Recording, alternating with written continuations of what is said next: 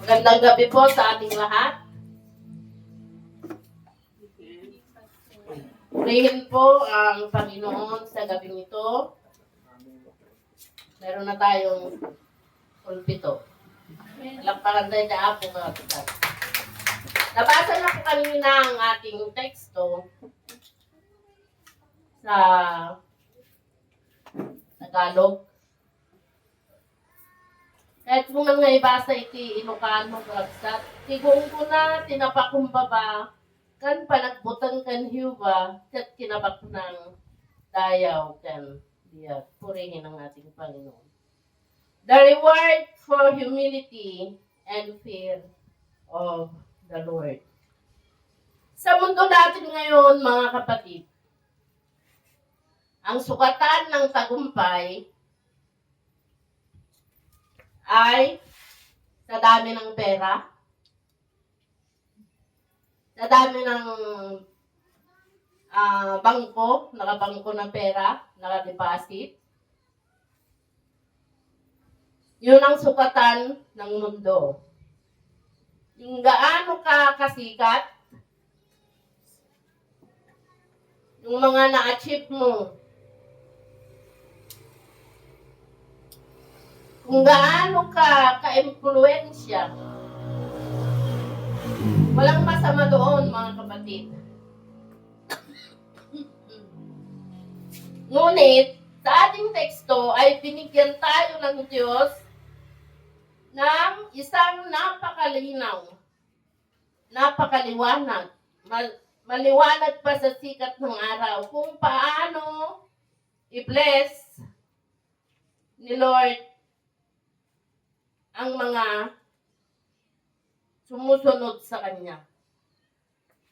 Ang buhay na pinagpapala, gaya ng ating teksto, ay bunga ng humility at takot sa Panginoon.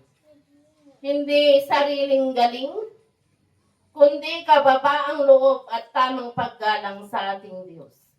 Yun ang pinagpapala ng ating Diyos.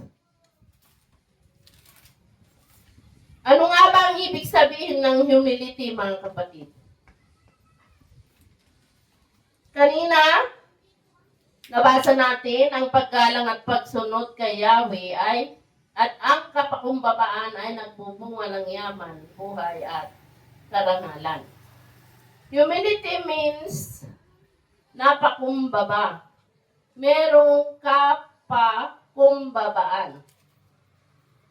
Nating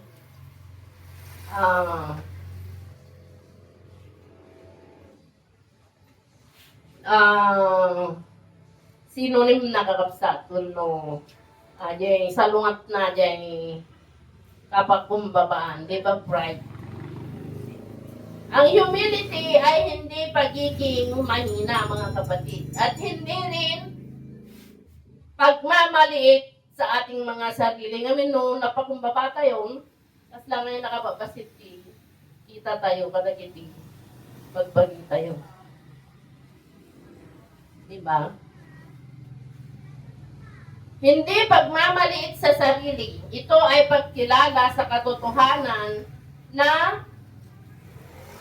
kailangan natin ang Diyos. Ito ay pagkilala kung sino tayo, kung sino ka dahil sa Diyos at kung sino ang Diyos sa buhay mo. Nang ibig sabihin, mga kapatid, ang Diyos ang sentro ng buhay natin. Siya ang source ng wisdom at strength natin. Lalong-lalo na ang Diyos ang masusunod sa buhay natin. Gaya ni Haring Solomon, mga kapatid, siya ay napaka-humble na hari. Kasi yung panalangin niya sa ating Panginoon, sa 1 Kings chapter 3 verse 9, ang hiniling ng Haring Solomon ay, bigyan niyo po ako ng karunungang kailangan ko sa pamamahala at kakayahang kumilala ng mabuti sa masama. Sapagkat sino pa ba ang may kakayahang maghari sa napakalaking bayang ito? Alam niyo mga kapatid, si Haring Solomon ay bata pa nung siya ay naging hari.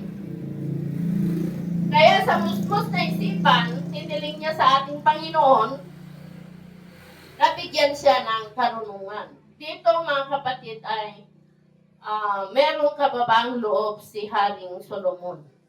Dahil ina-accept niya sa kanyang sarili na hindi niya kayang i-guide, hindi kayang i-lead yung mga napakaraming mga Israelita, mga kapatid. Kaya hiniling niya sa ating Panginoon ang karunungan para ma-lead niya yung mga taong mga kapatid. Dahil itong hiniling ni Solomon, nalugod sa kanya si Yahweh at sinabi sa kanya, dahil hindi ka humiling para sa iyong sarili ng mahabang buhay o kayamanan o kamatayan ng iyong mga kaaway, kundi ang hiniling mo'y karunungang kumilala ng masama at mabuting purihin ang ating Panginoon. Kaya ito'y binigay ng Diyos, mga kapatid. Sa verse 12, ibibigay ko sa iyo ang hiniling mo, bibigyan kita ng karunungan na walang kapantay, maging sa mga nauna o sa mga susunod pa sa iyo. Yan ang tunay na pagpapakumbaba, mga kapatid. Bagamat siya'y hari, inamin niya na kailangan niya ang Diyos, mga kapatid. Hindi siya nag-pretend, kayang-kaya, data ako, anak ko nakarapsat. Ngam, nagpakumbabay sunay kisangwanan iti apo, kat dinawat na. Iti kinasirip, nga agapo kinaapo Diyos. Para magampanan ang tawag sa Kanya. Hindi siya nag-pretend. Kung minsan mga kapatid, tayo ay the great pretender. Saan ako doon? Mga kapatid. Ano ang sagot ng Diyos kay Haring Solomon, mga kapatid? Binigay niya. Because you ask this, I will give you a wise and discerning heart. I will also give you what you have, not ask for both riches and honor. Hinabol ni Solomon ang karunungan ng Diyos. Kaya, ang nangyari kay Solomon, hinabol naman ng pagpapala. Purihin ang ating Panginoon. Dahil dito, binigay ng Diyos, hindi lang ang kailangan niya, kundi pati ang hindi niya hiniling. Mga kapatid, hindi tayo lahat magiging hari. Tulad ni Haring Solomon. Pero pare-pareho tayo na pinangakuan ng ating Diyos. Para sa ating lahat, mga kapatid. Kaya ang humility o kababaang loob ay hindi daan sa pagkawala. Ito ay daan sa buhay na pinagpapala ng Diyos. At yan ang klase ng buhay na gusto ng ating Diyos na mangyari sa ating mga buhay, mga kapatid. Yun ang klaseng buhay na inaalok niya sa bawat nananampalataya sa Kanya. Yun ang buhay na inaalok ng Diyos sa bawat pusong marunong magpakumbaba sa Kanya. Kasi binubuksan ng Diyos ang Kanyang mga kamay upang ibuhos ang mga pagpapala, mga biyaya sa tamang panahon. Huwag tayong mag-apura, mga kapatid. Sa tamang panahon, pag nakita ng Diyos ang kababaang loob mo, mga kapatid, ibubuhos niya ang pagpapala. Waray sinunutag di pa. Amen. Walang makakapigil, mga kapatid. Hindi lang si Haring Solomon, mga kapatid, ang ating tignan. He humbled himself by becoming obedient to death, even death on a cross. Philippians 2:8. Nagpakumbaba siya at naging masunurin hanggang kamatayan.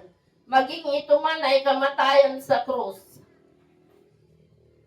Ang ating Panginoong Jesus, mga kapatid, ay nagpakumbaba. Hari ng mga hari, Diyos ng mga Diyos, nagpakumbaba. May kapangyarihan siya, kalwalhatian, may karapatan, iniwan ang kanyang trono, mga kapatid, at siya nagkatawang taong hindi niya pinanghawakan ang kanyang posisyon. Pinili niyang bumaba mula sa langit, maging tao, maglingkod, magsilbi. Hindi siya nagpasilbi, mga kapatid. Magsilbi kung minsan nagpapasilbi tayo. Sumunod siya sa Ama, napako sa cross, kahit walang kasalanan, to the max humbleness. Too much humbleness, mga kapatid, hallelujah. Namutay ni kanta nga, imay ka dito'y daga, humuyo kap sa dayay. Imay ka dito'y daga, mangpa kita, nagtungpal ka iti krus, gaput bangan sulko, inga na ijay tanem, inga jay tangatang, itagay kutnagan mo. Yan ang tunay na humility, mga kapatid. Hindi pagkuha ng karapatan, kundi pagsuko nito dahil sa pag-ibig. Hindi lang sa salita, mga kapatid. Hindi lang yes Lord, yes Lord. Hindi lang yes Bishop, yes Bishop. Hindi lang yes Pastora, yes Pastora. Not my will, but yours be done. Luke 22 verse 42.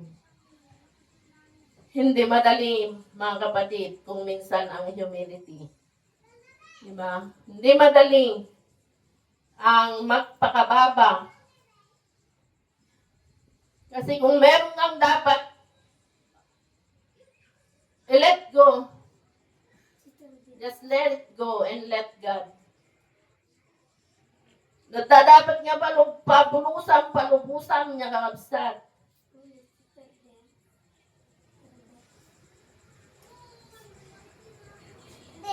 May pagtitiwala kahit di mo na maintindihan kung minsan. Yun ang humility, mga kapatid.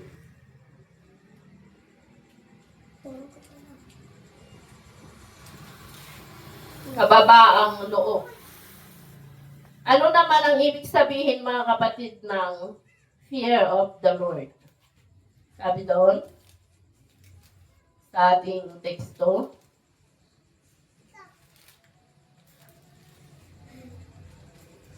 the reward for humility and fear of the Lord is riches, honor, and life. Panagputeng ken yuba. Sa Tagalog, mga kapatid, paggalang at pagsunod kay Yahweh. Ang fear of the Lord, mga kapatid, hindi yung takot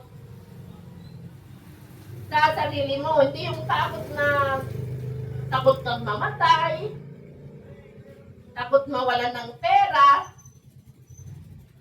takot na mag-isa. Hindi yun, mga kapatid. Hindi ito ang tinutukoy dito sa ating teksto ng fear of the Lord. Ito ay malalim na respeto. May aware tayo na banal ang Diyos. May willingness tayo na sumunod kahit di madali. Sumunod, mga kapatid, kahit di madali. Ito yung klase ng takot na nagsasabing, Lord, ayokong mabuhay nang hiwalay sa iyo. Lord, Hindi ko po kaya kung wala ka sa aking buhay. Yun, mga kapatid, ang takot sa Diyos na sinasabi na sumunod kahit di madali. Kasi pag inilagay natin ang Diyos sa tamang lugar, mga kapatid, siya ang Panginoon ng ating buhay, doon nagsisimula ang direksyon. Hindi lang direksyon, malinaw na direksyon ng ating buhay. Kaya mga kapatid, sa gabing ito, tingnan natin yung mga bunga ng kababaang loob. Meron at meron bunga. May reward, mga kapatid.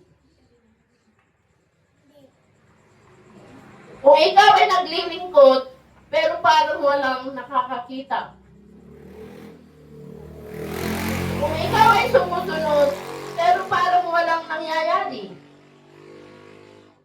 Kung ikaw ay nagpapakumbaba, pero parang napag-iiwanan ka, huwag kang mawalan ng pag-asa, kapatid. Nakikita ng Diyos ang puso mo. Sa tamang panahon, sa tamang paraan, ayon sa plano ng ating Diyos. At kapag Diyos ang nagtaas sa iyo, mga kapatid, walang makakapigil. Kapag Diyos ang nag-bless sa iyo, harang ka man ng sibat, yakunaga, walang makakapigil, mga kapatid. Dahil mismo, si Solomon, na pinaka-wise, pinaka-mayaman, ang nagsabi nito, mga kapatid.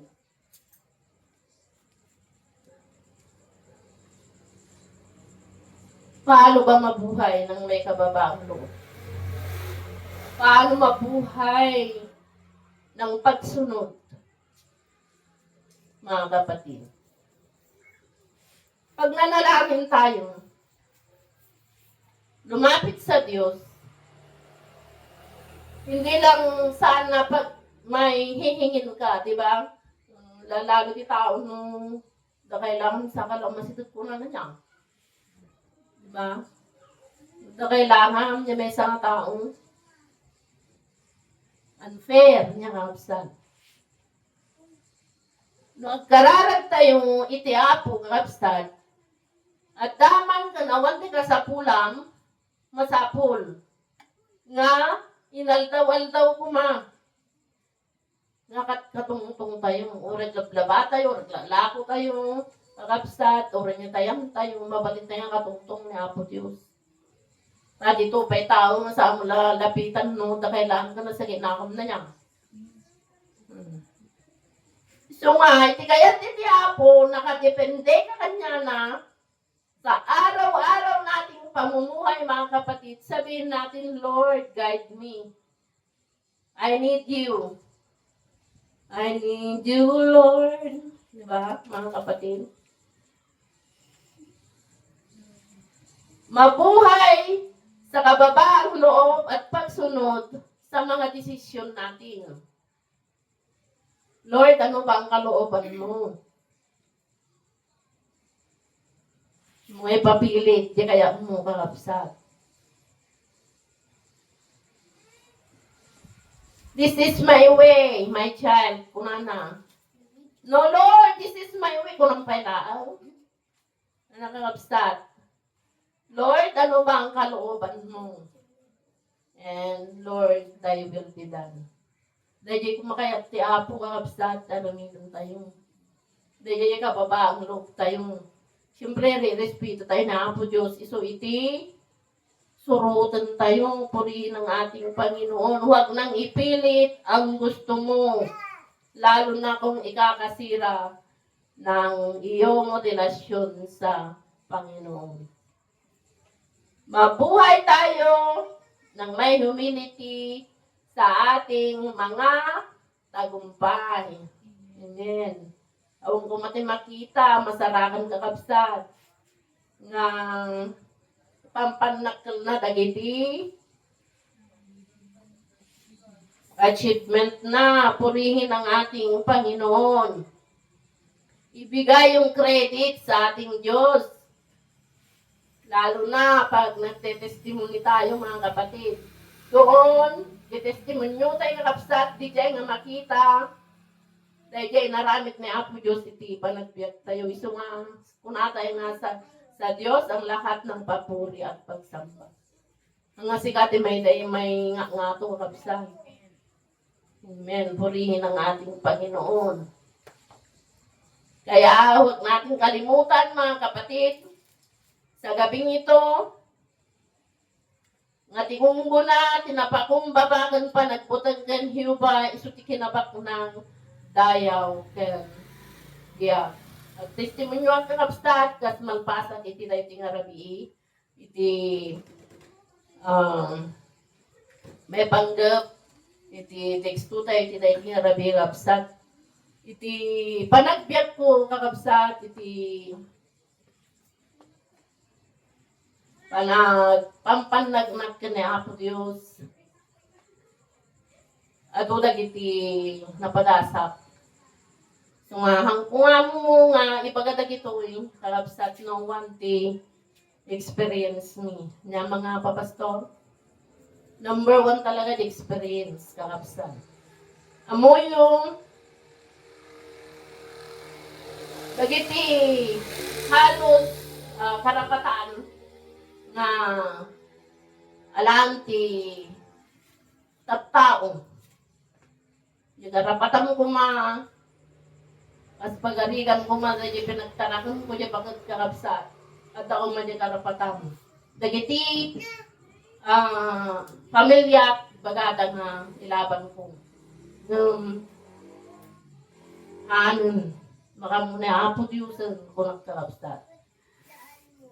Putno launhay. Nga ni Apo Diyos. Iso, itinangsulnit karapsat. Kuno nangusal, isabaling na tao, tapno ni Dikasta.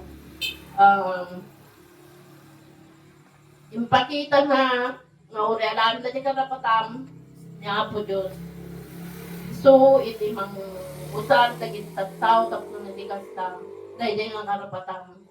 At maipaay na kenda. Uray pa'y kakabsat iti panang tagtagi basti da iti biyag mo. Iti katatao kakabsat. Ngam ni Apo Diyos anang imparubos nga di kay kalagtan nga ilupit-lupit da. Ngam ni Apo Diyos kakabsat kung nagtatay. Uray sino tagtip-tip pa, no panahon mo, kakabsat nga, lift up na ka ni Apo Diyos, lift up na ka. Isot ka po na, kakabsat nga, iti tayo ting harapi, put no launay, dagiti sa uti Apo, kat iparanas na, no ato'y nga turnok tayo. Amen, hallelujah. Palapang tayo ti Apo, kakabsat.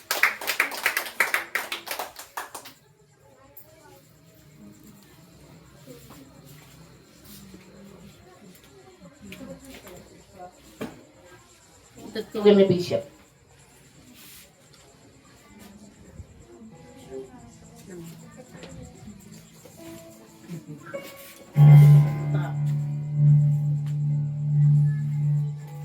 Amen. Ang ganda po ng mensahe po ng ating Panginoon. Kahit na ano man yung nakamtan po natin sa ating buhay. Malit man o malaki yan, hindi mo kailangan ipagmalaki. Kasi hindi, ang karangalan ay hindi nanggaling sa iyo, kundi ang ating Panginoon. Kagaya po ng sinabi ni Pastora, aming preacher po natin, ang unang sampol niya si Solomon. Kinikilala niya na walang magagawa, wala siyang magagawa para pagharian ng bansang Israel kung di siya hihingi ng karunungan. Kinilala niya yung sarili niya na konti lang ang kaalaman niya, na wala siyang alam, kaya lumapit siya sa ating Panginoon. At nung nagkaroon siya ng maraming kayamanan, dahil sa kanyang pagpapakumbaba na hindi humingi ng kayamanan, karunungan yung kanyang hiniling, at dahil sa kanyang mapagpakumbabang puso, pinangaralan siya ng Panginoon hindi lamang karunungan, kundi kayamanan sa mundo. Pangalawang sampol po niya ang ating Panginoong Yesus. Siya po yung hari ng langit.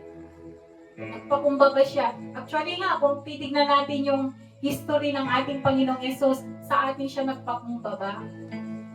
Dahil sa pagmamahal niya sa atin, imbis na tayo yung magpakumbaba, imbis na yung mga tao noon na nababasa natin sa Biblia magpakumbaba sa ating Panginoong Diyos, ay hindi nila ginawa. Diyos ang nagpakumbaba at ibinaba niya ang langit dito sa lupa para tayo ay maligtas at mailagay sa tamang buhay. Maging si David po, dahil hindi dahil sa pinipili siya ng Diyos na siya yung hahalili kay Solomon, ay hindi siya nagmalaki na ako ang pinili ng Diyos. Bagkos si David ay minahal ng Diyos, pinili ng Diyos dahil sa kanyang puso. Dahil sa kanyang mapagpakumbabang puso. Kaya kung ano man po yung mga meron sa atin, mga talento man yan, kagalingan sa buhay, kilala ka sa isang lipunan dahil sa iyong kabaitan. Patuloy pa rin po tayo na wag lalaki pong ulo natin. Nakilala ko dito dahil ako ay mabait, ako ay magaling. Lahat po ng karangalan ay ibigay po natin sa ating Panginoon at bibigyan ka niya, susuklian, pagpapalain ka pa niya ng marami dahil ang mapagpakumbabang tao ay itinataas ng Panginoon at ang nagmamataas na tao ay ipinabagsak ng ating Panginoon. Dalawa lang po ang pipiliin natin dyan. Magiging mapagmataas ka ba o itataas mo ang Panginoon? Tayo pong lahat ay tumayo. Kung alam po natin sa puso po natin ay may pagmamalaki, start asking forgiveness to our God. Uwitin nga po natin minsan pa yung pusong dalisay. Hilingin natin sa ating Panginoon na magkaroon tayo ng pusong dalisay. Lahat ng meron po tayo ay ibibigay po natin sa ating Panginoon. At hindi po yung kagalingan po natin o karunungan yung ating tignan, kundi salamat dahil may Panginoon na nagbigay sa atin ng kalakasan, ng karunungan, ng kayamanan, ng kasikatan.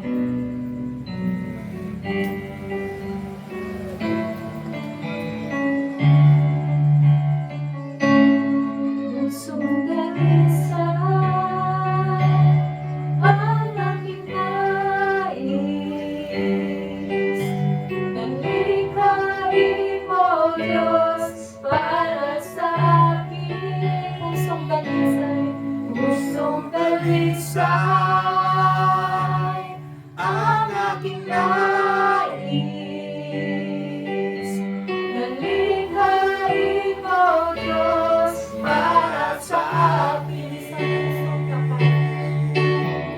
Isang pusong tapat na sa'yo'y nagmamahal.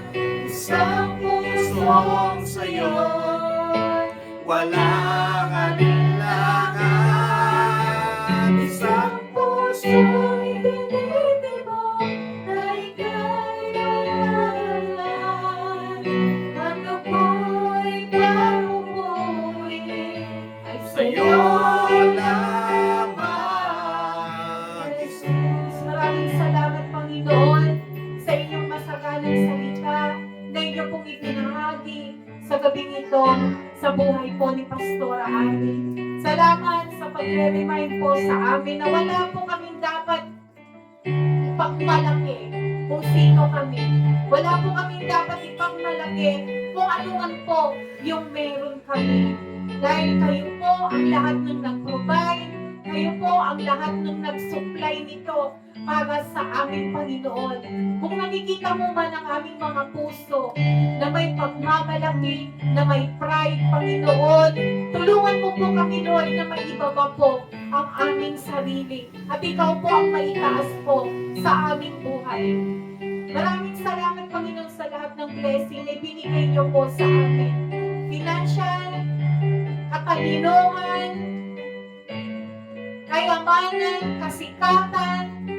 Maraming salamat po, Panginoon. Ngunit tulungan mo po kami na mayroon pong pagpapakumbaba po sa aming puso. Hindi man o namin matularan ang ginawa ng aming Panginoong Hesus na sobrang nagpakumbaba siya para po kami ay mailigtas. Ngunit tulungan mo po kami, Panginoon, sa gabing ito na ikaw po ang mabigyan ng parangalan, mabigyan ng parangal sa lahat po ng aming ginagawa. Maraming salamat po sa inyong mga salita na laging nagpaparimain po sa bawat isa. Pagpalain niyo po ang inyong ginamit sa gabing ito, sa buhay po ni Pastora Ami. Patuloy niyo po siyang i-anoint ng inyong kapangyarihan at patuloy niyo po siyang gamitin mightily and effectively. Patuloy, Panginoon, O God, Lord, na kayo pong magbigay, Lord, ng success sa kanyang, sa mga ministry na ipinagkatiwala mo po sa kanya. At patuloy na maging channel of blessings po siya sa karamihan, Panginoon.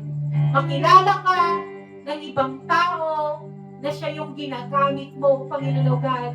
Maraming mablibless sa mga salita mo na kanyang binibitawan, Panginoon. Maraming salamat sa kanyang buhay. At Lord, we asking for the healing sa kanyang dinaramdam ngayon, Panginoon, sa kanyang sipon. In Jesus' name, kayo po ang magpagaling po sa kanya, Panginoon. Maraming salamat po muli sa inyong mga salita. Ito pong aming dalangin sa pangalan po ng aming Panginoong Yesus. Ang lahat ko'y magsabi ng